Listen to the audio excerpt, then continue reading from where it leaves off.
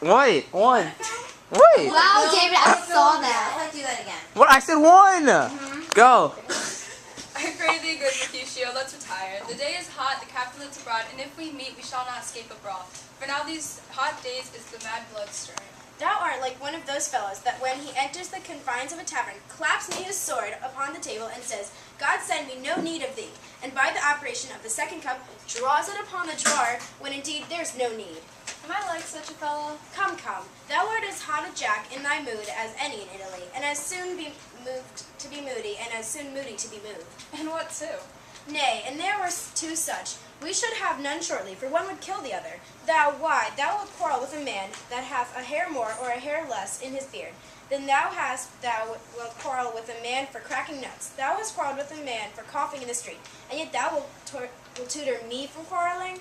And I were so apt to quarrel as thou art. By my head, here come the Capulets. By my heel, I care not. Follow me close, for I will speak to them. Gentlemen, good den, a word with you, one of you. And but one word with one of us, couple it with something, and make it a word and a blow. You shall not find me apt enough to that, sir, and an occasion you will give me. Could you not take some occasion without giving?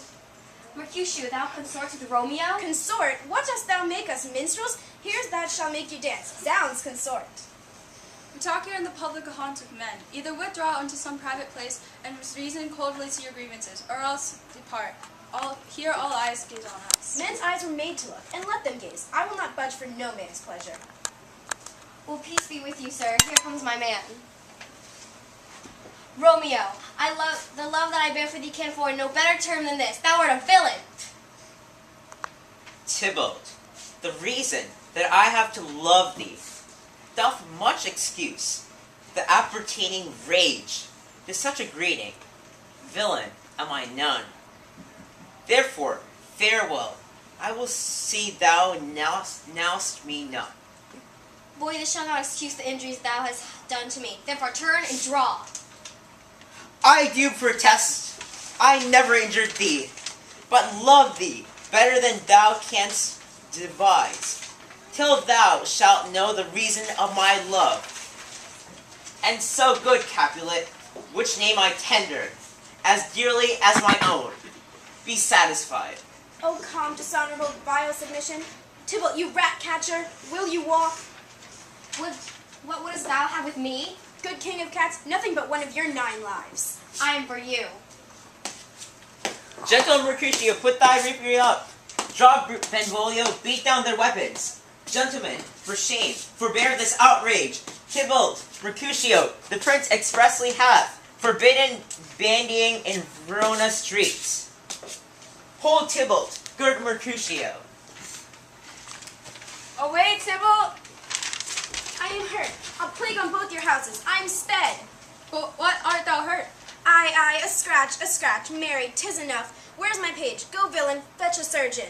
Courage-man, the hurt cannot be much. No, 'tis not so deep as a well, nor so wide as a church door, but 'tis enough, 'twill serve. Ask for me tomorrow, and you shall find me a grave man. A plague on both your houses. Why the devil came in between us? I was hurt under your arm. I thought all for the best. A plague on both your houses. They have made worm's meat of me.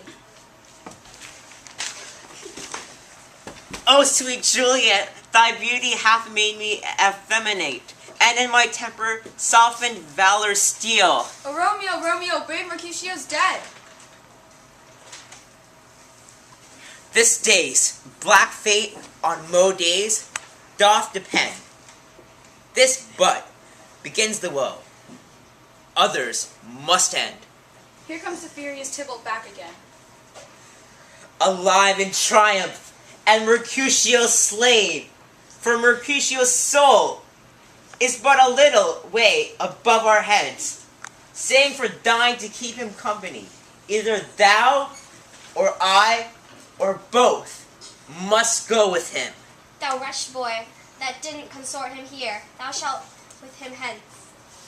This shall determine that. Come on, guys. Romeo, away be gone, the citizens are up, and Tybalt slain. Stand not amazed, the prince will doom thee death. If thou art taken, hence be gone away. Oh, I am fortune's fool. Why dost thou stay? Which way ran he that killed Mercutio? Tybalt, that murderer. Which way ran he? There lies Tybalt. Up, sir. Go with me. I tried you in the prince's name. Where are the vile beginners of this fray? O noble prince, I can discover all. There lies the man slain by young Romeo that slew that kingsman, brave Mercutio. Tybalt, my cousin, O my brother's child, O prince, O cousin husband, O the blood is split, O my dear kinsman. Prince, as thou art true, for blood of ours shed blood of Montague. Benvolio, who began this bloody fray? Tybalt here slain, whom Romeo's hand did slay. Romeo that spoke him fair, bade him bethink it back to Tybalt, whose dexterity retorts it. Romeo, he cries aloud, hold friends, friends apart, and then swifter than his tongue, entwixt them rushes underneath whose arm, an envious thrust from Tybalt hit the life of stout Mercutio, and then Tybalt fled. But by and by comes back to Romeo, who had but newly entertained revenge, until they go like lightning for air. I could draw to part them, but was stout Tybalt slain. And as he fell, did Romeo turn and fly. This is the truth, or let Benvolio die. He is a kinsman to the Montague. Affection makes him false. He speaks not true. I beg for justice, which thou, prince, must give. Romeo slew Tybalt. Romeo must not live. Romeo slew him, he slew Mercutio. Who now the price of his dear blood doth owe? Not Romeo, prince. He was Mercutio's friend. This fault concludes what the law should end, the life of Tybalt. And for that offense immediately we do exile him hence.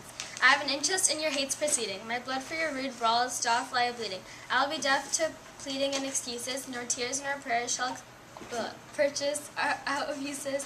Therefore use none. Let Romeo hence in haste. Else when he's found, that hour is his last.